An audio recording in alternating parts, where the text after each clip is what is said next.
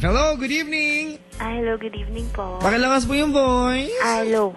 Ngayon na. Ayan, Kinakabahan ano? ako, Papa Ano? Jack. Ang pangalan? Mean po. Mean. Ilan taon na? 23. 23. Okay. Anong ginagawa sa buhay? Naghahanap pa lang po ng work ngayon. Ano bang trabaho gustong pasukin ni Mean? Cashier po kasi ako before eh. Anong tinapos?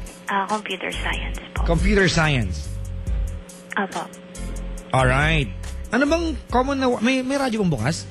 Meron po. Medyo sa medyo may cellphone. loop tayo. Baka pwedeng hinaan po. Sige po. Alright. Ayan po. Ayan. Ano na? Okay na po. Okay. Ceylon, okay na ba?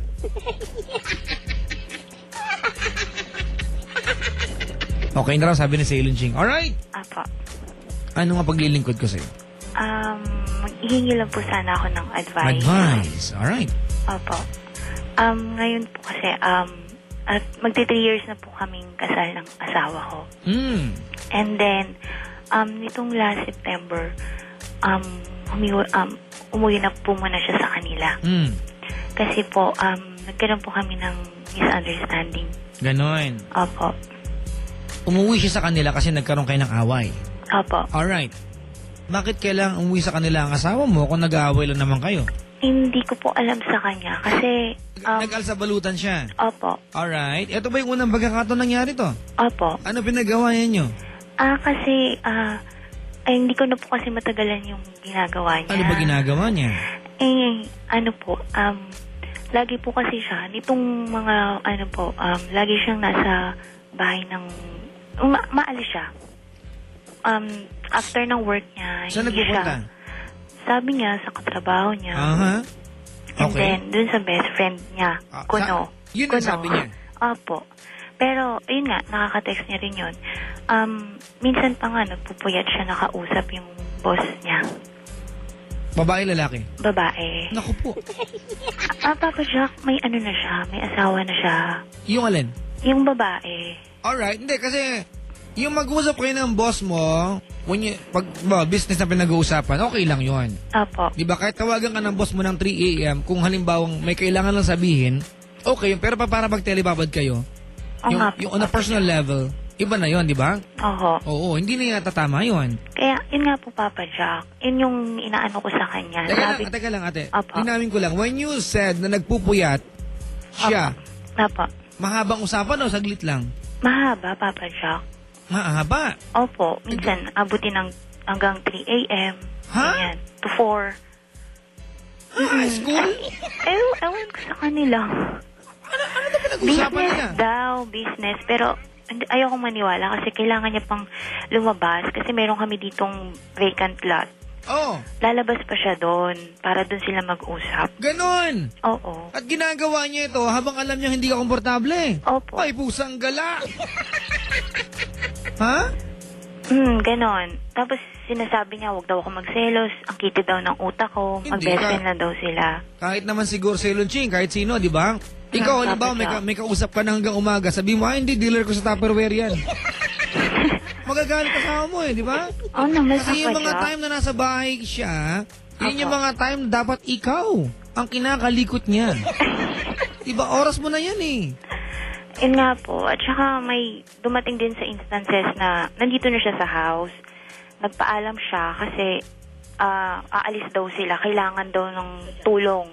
Kasi problemado daw yung boss niya. Sa anong bagay daw ang tulong? Kasi yung girl niya may problema din sa asawa niya. At siya yung tinatawagan? Oo. Teka lang, ano mag-best friend sila daw. Naging mag-best friend sila nung nagtatrabaho na siya? Nito lang. Kumbaga, matagal na kasi siyang nag-work doon. 2 years na siya doon na nag-work. So, bigla-bigla naging best friend sila ng boss niya? Sus, Ginoo. Ayun, ano pa man din siya, Papa Jack. Ninang siya ng anak namin. Ganon. Dapat nga ko kinakausap ng girl pag telebabad Kaya nga ewan ko, may nabasa pa ako sa text. Ano sabi? Ganito yun, Papa Jack. Before, okay lang na pinapakialaman ko yung cellphone niya. Okay lang sa kanya. Tapos nitong, nung lately na, nagagalit na siya. Meron na siyang ayaw ipakita sa'yo? Oo. Tapos minsan may binubura siyang sent items which is tungkol lang sa girl. Ay? Sa tapos boss niya? meron pa, may tawagan sila. Ano? B. Ha? B. Wow. B as in baboy. Okay. Ayun, minsan... Teka lang.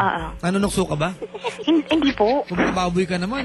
Hindi naman, Papa Jack. Ano naman ganun? Tinatama kami ni Ceylon Ching. Ay, hindi, ang gwapo mo nga sa TV. Taba-taba namin ni Ceylon eh. Hindi kaya, chubby lang. Talagang ginanong pa.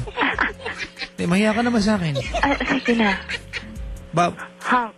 Ayan, thank you. May abs po ako, nagkumpul-kumpul lang talaga.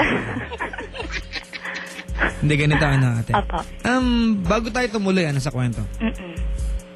Kumusta ka bilang asawa? Masasabi ko naman na naalagaan ko naman siya. Hindi naman ako perfecto na laging, kailangan may gano'n. Na, ayun, basta inaalagaan ko siya. Ginagawa ko yung part ko. Ngayon, naiyak na ako, Papa Jack. Okay, it's okay. Ate, kung yan lang ang pwede kong itulong sa'yo, pag-aanin, yung nararamdaman mo, gawin na natin yan. Sige na, umiyak ka. Maglulupasay ka dyan. Ala. Wag. Alright, ganito, etong boss niya, kasi ako naniniwala ko sa Ceylon Ching na ang pagiging mag-best friend, hindi yan dinideklara. Diba? Na tipo, uy, best friend tayo. Hindi ganun yan. It will need a lot of time bago ka maging mag-best friend ng isang tao. Hindi dahil nag-uusap kayo araw-araw and you share yung mga sikreto, mga, kumbaga, sa loobin ng bawat isa mag-best friend kayo. Magkaibigan, oo. Iba po ang mag-best friend. Huwag niyo pong i-localize ang version yan. Yung kahulugan ng best friend, iba po. Alright? Kami ni Ceylon Ching magkasama gabi-gabi. Wala kaming choice kahit ayaw namin. Magkaibigan kami ni Ceylon bukod sa magkatrabaho. Pero hindi kayo mag-best friend. Diba, Ceylon? Alam ko, crush ako ni Ceylon. Pero hindi kayo mag-best friend. Ganito, may pinupunto ko dito. Gaya mo, ako I doubt na mag-best friend sila. I doubt na hanggang dun lang kanilang turingan. Nga po yung... Doon po sa mga taong parang binibigyan po ng hindi magandang term pagiging magkaibigan, huwag niyo pong gawin yan. Diba? Baka isipin nyo lahat pag sinabi magkaibigan, may mali siya palagi. Ito yung mga taong ganito eh. Diba? Para lang hindi yung pagdudahan, best friend kuno. Diba? Opo. I doubt na mag-best friend lang sila. Kung eksakto yung kwento mo. Tsaka, kasi Papa Jack, may nabasa rin ako sa text na meron doon, sabi ng girl na kahit anong mangyari, mahal niya daw yung asawa ko. And then... Yung mga nababasa mong text na, ano paliwanag ng asawa mo sa'yo? Sabi niya nga, ano ka ba, wala yan. Ang kitid talaga, ako talaga yung pinapoint out niya na may dahilan kung bakit naging ganun siya, naging cold siya sa akin.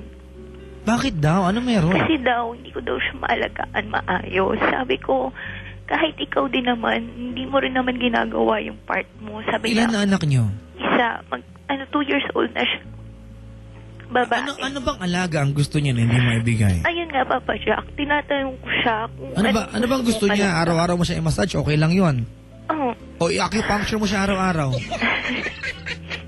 Ano bang alaga ang gusto niya? Yun nga, tinatanong ko sa kanya kung ano bang klaseng alaga gusto mo. Sabi niya sa akin, hindi lahat ng bagay kailangan kong isubo sa'yo. Na kailangan sabihin ko sa'yo yung dapat mong gawin. Ano yung mga subo dito? Hindi, yun yung word, yun yung term na ginamit niya. Okay. Yun, sabi niya, kailangan, sabi niya, yun nga, maging, ko, open-minded, ganyan. Iniintindi ko siya, Papa Jack. Yung bang, isang lumalabas siya, lagi niyang sinasabi sa boss niya, kung Papa Jack, hindi niya ako iniintindi as bilang asawa niya. Kumbaga, meron pa siyang time. Opo. Question, dumating na ba sa punto na you feel mas mahalaga yung kaysa sa'yo? Yung kaibigan niya? Yung boss niya? Opo. Kasi nung one time na nagkasakit yung anak niya,